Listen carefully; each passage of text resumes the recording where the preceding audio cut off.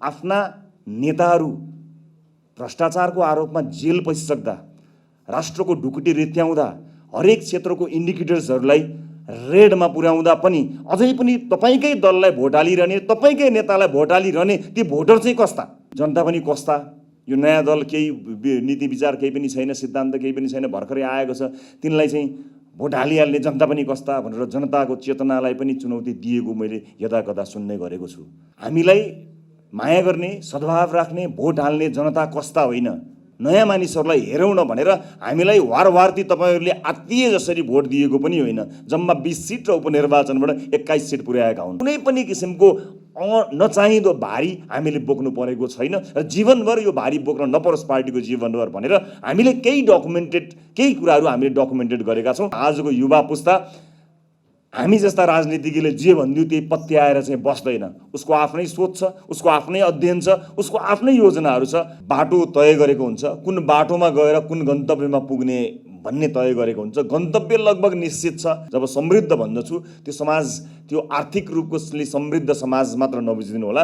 एउटा समृद्ध समाज बन्नको निमित्त सामाजिक आयाम, आर्थिक आयाम, राजनीतिक यी समग्र विषयहरू एक ठाउँमा नआइकन ठ्याक्कै चिट्ठा परे जसरी मुलुक समृद्ध हुने नै होइन। दलका रूपमा अगाडि आइसकेपछि कसरी जाने, कुन बाटो लिएर जाने भन्ने कुराको कुन सिद्धान्त अथवा यो लेफ्ट एन्ड राइटको लफडा छ, त्यस बीचबाट पनि कसरी जाने, आफू कहाँ रहने भन्ने कुरा पनि तय गर्नुपर्ने एउटा सुरुवाती दिनदेखि नै स्पष्ट पार्नुपर्ने कुरा रहन्छ। इमान भन्ने कुरा चाहिँ कहीँबाट किनेर पनि सकिँदैन, जन्माउन पनि सकिँदैन, हुर्काउन पढाउन खोज्न सकिँदैन। त्यो चाहिँ नि आफैमा उत्पत्ति हुनुपर्दछ भन्ने कुराले मलाई अलिकति बढी छोएको छ। जुन ढङ्गले राजनीतिलाई एउटा व्यवसाय जस्तो बनाइएको छ त्यसबाट मुक्ति दिन सकिन्छ। नयाँ पुस्ताको नयाँ चाहना र नयाँ पुस्ताका नयाँ चुनौतीहरूलाई सामना गर्नको निमित्त नयाँ ढङ्गले राजनीति सुरुवात हुनुपर्छ भनेर हामी आएका हौँ। हामीले ढिलो जन्मेको आधारमा नयाँ भनेर दाबी गरेका चाहिँ होइनौँ। धेरै राजनीतिक दलका नेताहरूले टिप्पणी गर्दाखेरि नयाँ हिजो भर्खरै आए भनेर, हामीले जन्मका आधारमा, ढिलो जन्मेका आधारमा, अस्ति भर्खर पार्टी दर्ता भएको आधारमा र हामीसँग समावेश भएका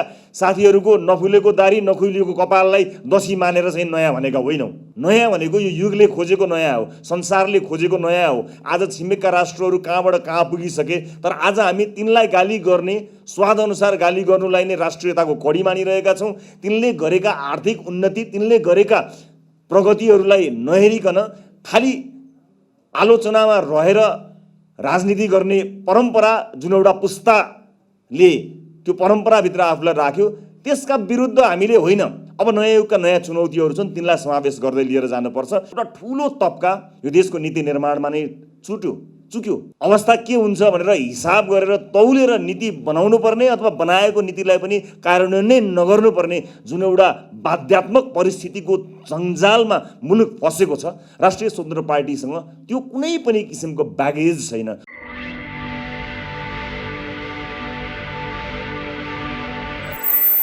महानुभावहरूलाई म फेरि एकमुष्ट धन्यवाद ज्ञापन गर्न चाहन्छु र यो 2 दिने कार्यक्रममा जे जति कुराहरू आए ती सबै कुराहरूलाई हामीले लिपिबद्ध गरेको र त्यसलाई पुनः त्यसमा टेकेर त्यसका आधारमा रहेर थप अन्य सेसनहरू भविष्यमा सञ्चालन हुने कुरा पनि म जानकारी गराउन चाहन्छु। समय छोटो छ त्यस कारणले म लामो बोल्ने पक्षमा छैन।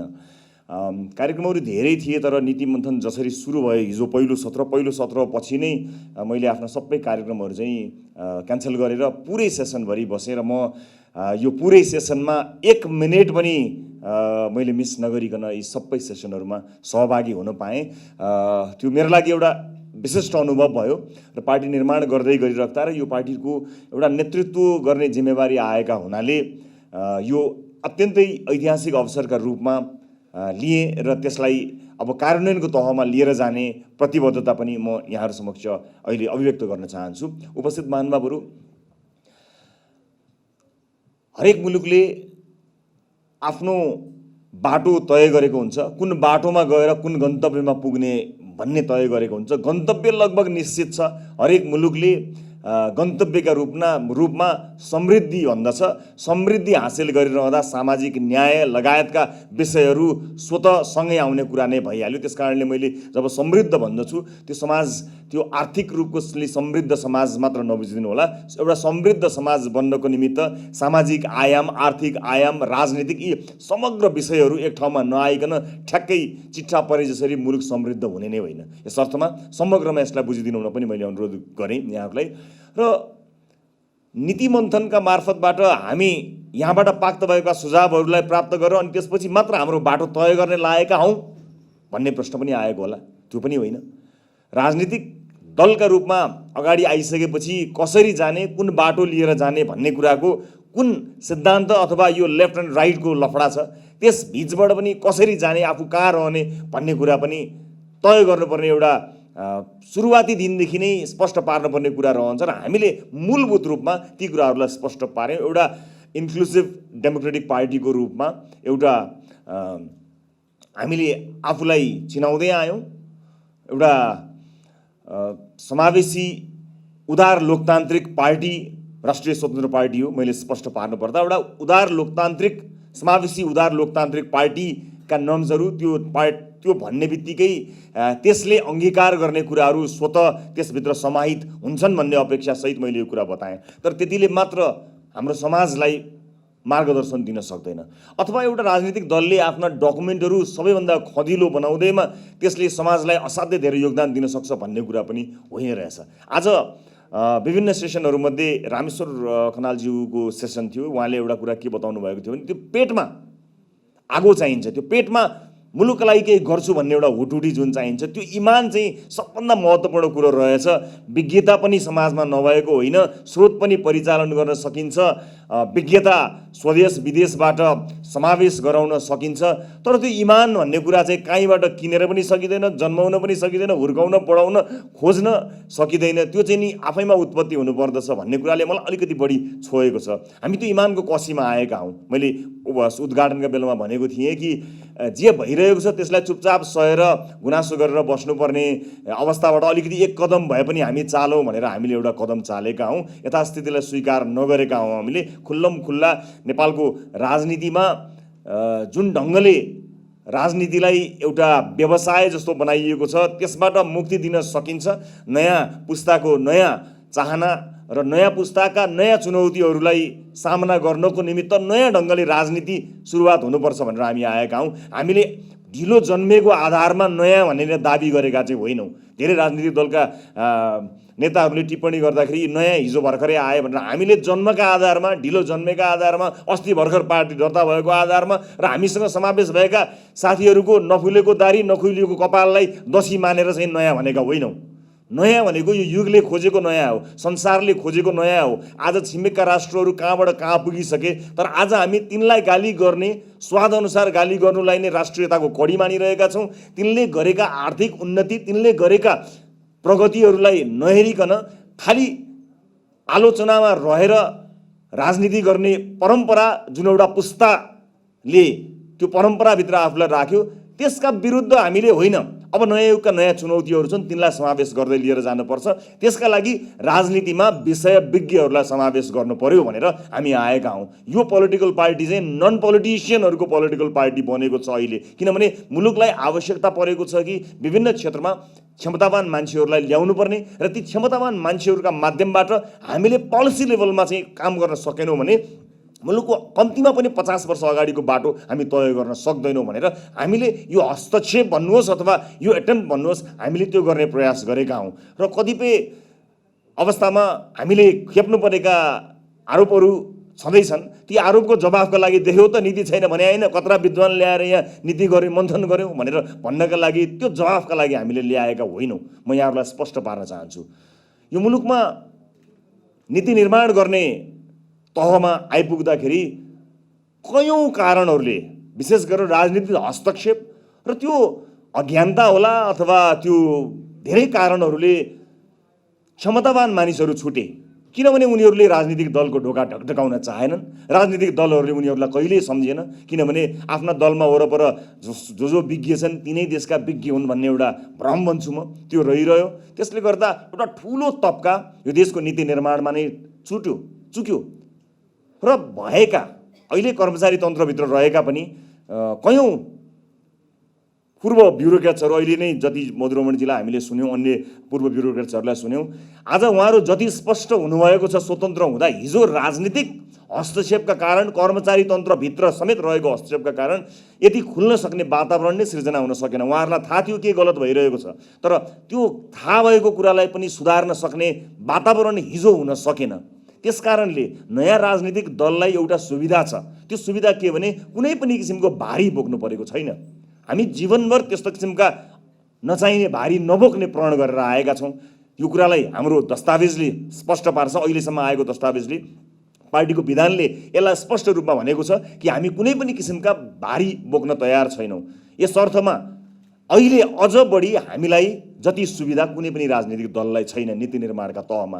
मुलुकलाई आवश्यक पर्ने विभिन्न विषयका नीतिहरू हामीले जति सहज ढङ्गले अरू राजनीतिक दलले बनाउन सक्दैनन्, किनभने नीति निर्माण तहमा कयौँ राजनीतिक दलमा तत्त विषयका मानिसहरू, व्यवसायीहरूको प्रवेश भइसकेको छ। त्यसकारणले हामीले देशका लागि नीति बनाउँदा आफूसँगै भएको आफ्नो डोनर, आफूलाई चुनावमा सघाउने व्यापारी, व्यवसायी, आफ्नो मित्र जोसुकै होस् अथवा कयौँ छिमेकी राष्ट्रहरू, उनीहरूको अवस्था के हुन्छ भनेर हिसाब गरेर तौलेर नीति बनाउनु पर्ने अथवा बनाएको नीतिलाई पनि कार्यान्वयन नै नगर्नुपर्ने जुन एउटा बाध्यात्मक परिस्थितिको जन्जालमा मुलुक फसेको छ, राष्ट्रिय स्वतन्त्र पार्टीसँग त्यो कुनै पनि किसिमको ब्यागेज छैन, कुनै पनि किसिमको नचाहिँदो भारी हामीले बोक्नु परेको छैन र जीवनभर यो भारी बोक्न नपरोस् पार्टीको जीवनभर भनेर हामीले केही कुराहरू हामीले डकुमेन्टेड गरेका छौँ। बाँकी चिजलाई हामी डकुमेन्टेड गर्नका लागि गइरहेका छौँ, जसका लागि यहाँहरूको सल्लाह, यहाँहरूको सुझावको आवश्यकता हामीले महसुस गरेका हौँ र त्यसलाई लिपिबद्ध गरेर तत्त क्षेत्रका नीतिहरू निर्माण गर्नका लागि हामी तयार छौँ भन्ने कुराको प्रतिबद्धता जनाउन हामी गाउँ गयौँ, अहिले सहरमा छौँ र यसपछि हामी सल्लाह गरिरहेका छौँ। हामी अब युनिभर्सिटिजहरूमा जान चाहन्छौँ। यो देश युवा पुस्तालाई बढी चाहिन्छ र युवा पुस्ता, आजको युवा पुस्ता हामी जस्ता राजनीतिज्ञले जे भनिदियो त्यही पत्याएर चाहिँ बस्दैन। उसको आफ्नै सोच छ, उसको आफ्नै अध्ययन छ, उसको आफ्नै योजनाहरू छ। त्यसकारणले हामी त्यो क्षेत्रमा पनि अब जान चाहन्छौँ र क्रमशः आफ्ना डकुमेन्टहरूलाई खदिलो बनाउने योजनामा हामी अगाडि बढेका छौँ। हामी त्यसका लागि परिरहेका छौँ। अन्त्यमा एउटा कुरा मैले भन्नै पर्ने हुन्छ, टिप्पणी गरे जस्तो पनि होला कि कहिलेकाहीँ आफूमाथि आएका आरोपहरूबाट अलिकति बाहिर निस्कन मन जो कोहीलाई पनि लाग्छ, व्यक्तिगत तवरमा पनि लाग्छ, राजनीतिक दलका रूपमा पनि लाग्छ।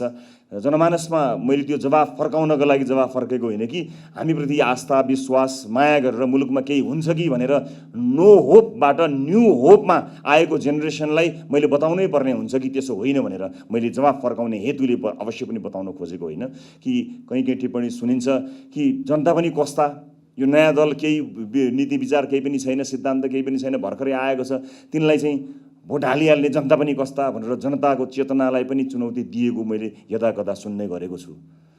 हामीलाई माया गर्ने, सद्भाव राख्ने, भोट हाल्ने जनता कस्ता होइन। आफ्ना नेताहरू भ्रष्टाचारको आरोपमा जेल पसिसक्दा, राष्ट्रको ढुकुटी रित्याउँदा, हरेक क्षेत्रको इन्डिकेटर्सहरूलाई रेडमा पुर्याउँदा पनि अझै पनि तपाईँकै दललाई भोट हालिरहने, तपाईँकै नेतालाई भोट हालिरहने ती भोटर चाहिँ कस्ता, यो प्रश्न चाहिँ मैले गर्नै पर्ने हुन्छ। आम जनताले त एउटा आशा र अपेक्षा सहित नयाँ मानिसहरूलाई हेरौँ न भनेर हामीलाई वारवारती तपाईँहरूले आत्तिए जसरी भोट दिएको पनि होइन। जम्मा 20 सिट र उपनिर्वाचनबाट 21 सिट पुर्याएका हुन्।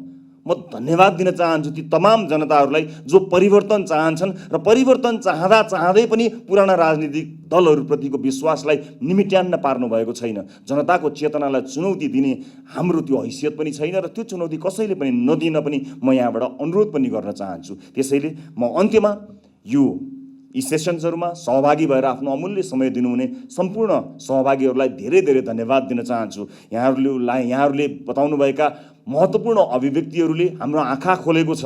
हामी कयौँ ती सेसन्सहरूमा चर्चा गरिरहेका छौँ कि यति महत्त्वपूर्ण कुराहरू, यति महत्त्वपूर्ण मानिसहरूले भनेका यी कुराहरू किन राष्ट्रका विभिन्न नीतिहरूमा समावेश हुन सकेनन् भनेर हामी आश्चर्यचकित पनि परेका छौँ। त्यसैले हामी अब केही समय नीति निर्माण तहमा काम गरिरहेका छौँ। भोलिका दिनमा निर्वाचनबाट आउने परिणामले एउटा सकारात्मक परिणाम दिन्छ भन्ने कुरामा विश्वस्त भएर हामी अगाडि बढेका छौँ। त्यतिखेर राष्ट्रको अमूल्य समय खर्च गरेर चुनाव जितिसकेपछि अनि कहाँ के गर्ने भनेर दौड्ने होइन। अहिलेदेखि नै तत्त विषयहरूमा, विभिन्न शीर्षकहरूमा, विभिन्न क्षेत्रमा हाम्रो नीति के हुन्छ त्यसलाई तयार गरेर हामी बसिरहनु पर्ने हुन्छ। किनकि नेपाली नागरिकले एक ढङ्गको विश्वास हामीमाथि गरेका छन्। त्यो विश्वास एउटा लामो युग पर्खेर आउने विश्वास हो र हामीले शान्त विद्रोह गरेका छौँ।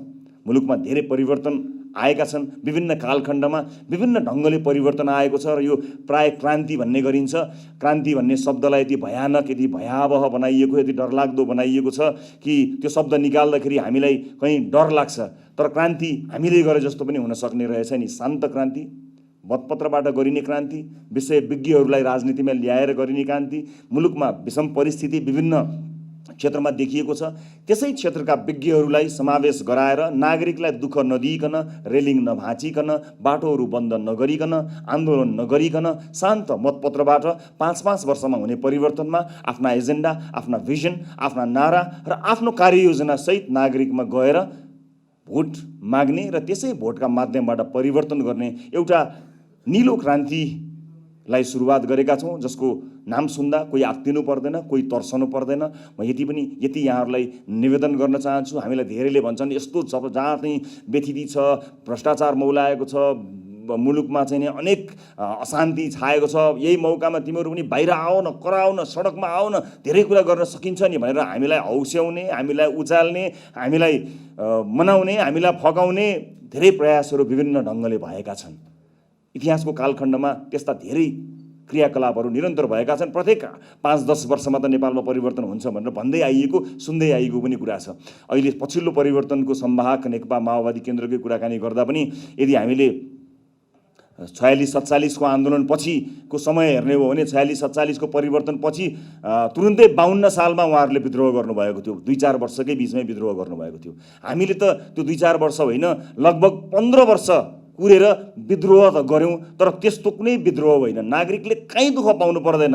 हाँसी हाँसी, नाची नाची, सेल्फी खिची खिची, आफूलाई मन लागेको एजेन्डा सुनेर, उम्मेदवार हेरेर, क्षमता हेरेर, कार्ययोजना सुनेर भोट हाल्न सक्ने र नीतिहरू त्यसै गरी लिएर जाने एउटा आन्दोलन, क्रान्ति हामीले सुरुवात गरेका छौँ। त्यो पनि त्यति हतार गरेर होइन, 10-15 वर्ष प्रतीक्षा गरेर व्यवस्था होइन अवस्था परिवर्तन गर्न सकिन्छ भनेर हामी शान्तसँग आएका छौँ। भएको व्यवस्थालाई सदुपयोग गर्न कहाँ कहाँ समाधान गर्न सकिन्छ, कहाँ कहाँ पहलहरू परेका छन्, तिनलाई कसरी टाल्ने र तिनलाई टालेर मुलुकलाई कसरी समृद्ध बनाएर लिएर जाने भन्ने कुरा हामी गर्न सक्छौँ। हामीसँग भएका व्यवस्थामा, हामीसँग भएका चिजहरूमा प्रश्नहरू निकै छन्, तर ती प्रश्नहरूलाई थाती राखेर त्यसलाई सदुपयोग त गरौँ न भनेर त्यो सदुपयोग गर्ने हेतुले हामी यो मैदानमा आएका छौँ। फेरि पनि अन्त्यमा यो हाम्रो महत्त्वपूर्ण अभियानमा यहाँहरूले आफ्नो महत्त्वपूर्ण विचार, अनुभव बाँडेर हामीमाथि ठुलो गुण लगाउनु भएको छ, ऋण लगाउनु भएको छ।